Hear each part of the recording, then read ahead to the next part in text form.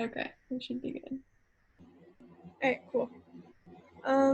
Yeah, so just to start out, I was wondering just like what the general topic of your thesis was and what made you interested in sort of examining it initially. Yeah, so I wrote my thesis on obstetric case histories from the 18th century to the late 19th, early 20th century, and basically looked at how physicians used narrative techniques to tell the story of a patient, and then looking at how these narratives portrayed women's agency or lack thereof in the doctor's eyes, I guess.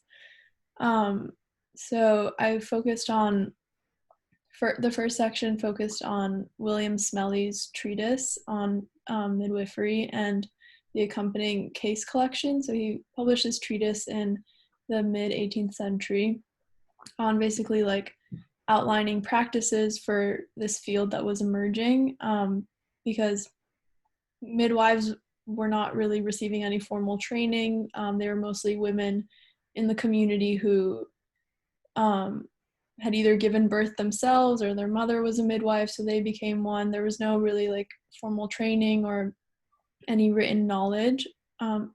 So Smelly kind of wanted to take his experience, write it down, and kind of formalize this field of midwifery. And so in doing that, he kind of had to argue for his legitimacy as a male midwife, because there was a lot of resistance to male midwives kind of taking over this realm that was really like childbirth was a female space. So I looked at how he used like narrative to kind of persuade his audience both of legitimacy of the content of what he was writing, but also his own role as a midwife.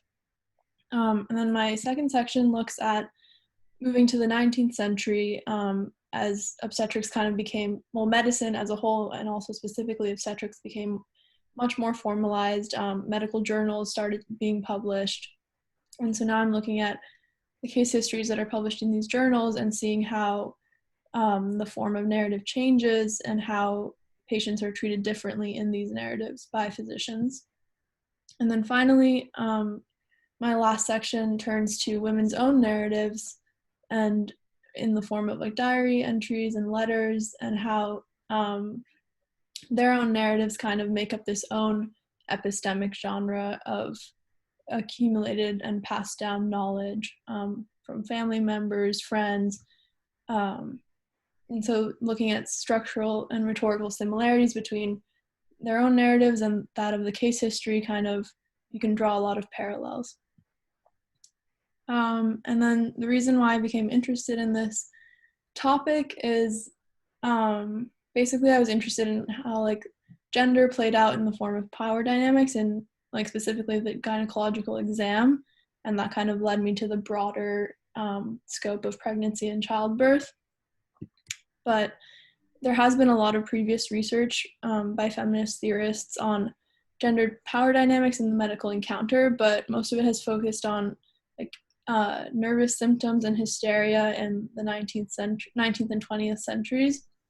And I was interested specifically in pregnancy and childbirth because there are like two things that make that field of medicine like really interesting.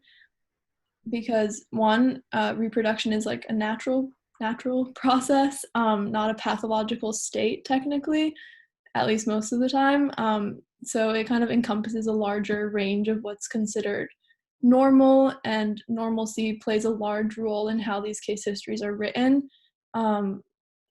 For much of the 18th century, case histories focused on like the curious case, like Megan Kennedy wrote her thesis on the curious case history and how it used narrative to really play on this idea of like the interesting, mysterious, unknown case. And so I was interested in how like pregnancy and childbirth, which are not usually curious cases, like most of Smelly's texts are repeating the same instances of like very similar cases over and over again. Almost, it's like even more than encyclopedic. And so I was interested in how that kind of played out in the form of the case history narrative. And then also the second unique thing about childbirth is that like labor requires the woman to participate in the encounter as an active agent.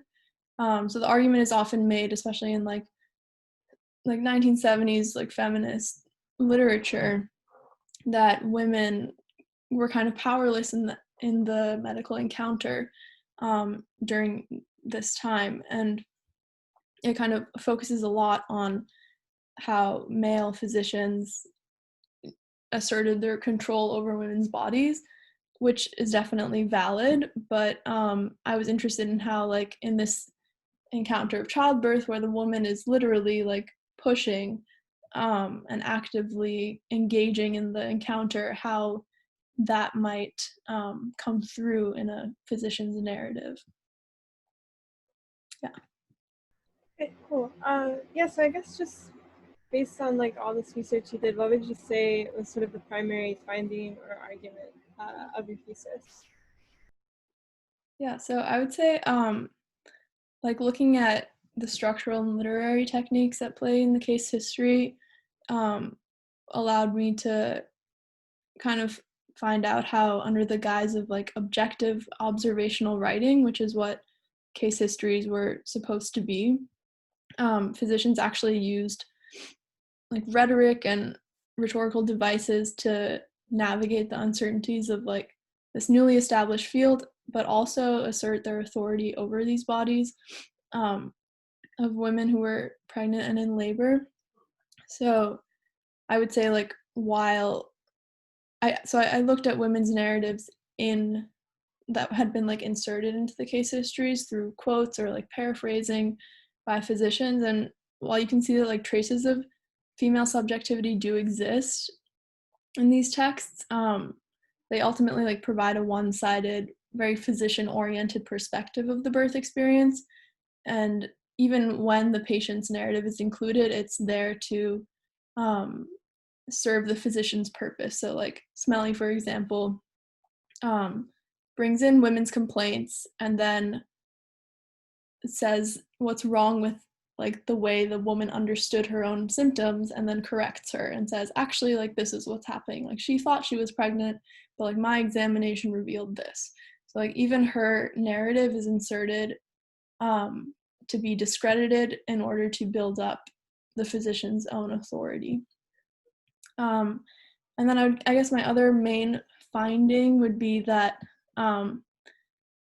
in 19th century cases, so this one was a bit harder for me to kind of categorically make an argument about, because there was a lot of variation even within like I was looking at the Woman's Medical Journal, which was a journal which I originally thought was about like women's health, but was actually a journal for female physicians to publish their findings in like the 1800s, which I thought was really cool. But there, even within that one journal, even within one issue of that journal, like there was so much variation in style, and like it just didn't seem like there was a unified standard for how doctors were writing about these cases. So I was trying to find out like what determined whether a physician would give like a 3-sentence summary of a birth versus a multi-paragraph description of like the patient's history and then like everything she was feeling while she was in the hospital, and then giving like a detailed account of what happened afterward. And what I argued in my paper was that the more abnormal a case was, the more a doctor was likely to give a more detailed background of the physician and of the patient, and like grant her more interiority and subjectivity. However, I'm not fully convinced myself of that argument. So I think, and this goes into like future research, but I think it requires more of a comprehensive look at specifically the 19th and early 20th century cases to kind of determine, because I think part of it is also because this was like a transition period from the very like narrative-based cases of the 18th century to the very clinically detached science-focused cases of the 20th century. So 19th century was kind of this transition period, so I think that's part of the reason why there's just a lot going on.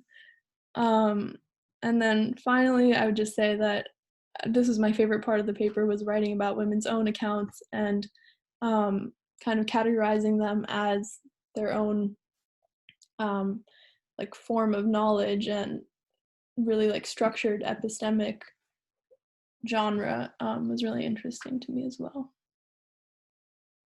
Cool. Yeah, I guess you already touched on this a little bit, but my final question was just like, what are some of the future directions that you think this research might take in the future? Yeah, so like I just said, like I think 19th century definitely could be interesting to investigate further. I think a distant reading approach would be really interesting to take, just to see what types of language patterns emerge in the writing. And I think also just like moving to the later 20th century and seeing how writing on how psychoanalytical writing even like interacts with this genre of the obstetric case, because I think those two fields are very closely intertwined. Like hysteria was based on the notion of the womb, and so I think a lot of gynecology and obstetrics is very closely related to psychoanalysis and kind of women's symptoms of hysteria. So I think that would be a really interesting connection to examine further. All right, cool. Yeah, that sounds really interesting. It's very different from my thesis, which is like much more on the conflict side of things, but like it's really cool to. It sounds like you did a lot of research for it. It was really fun to do. Yeah, it's cool. Yeah. Should we start a new recording maybe just to make it easier? Yeah, that makes sense.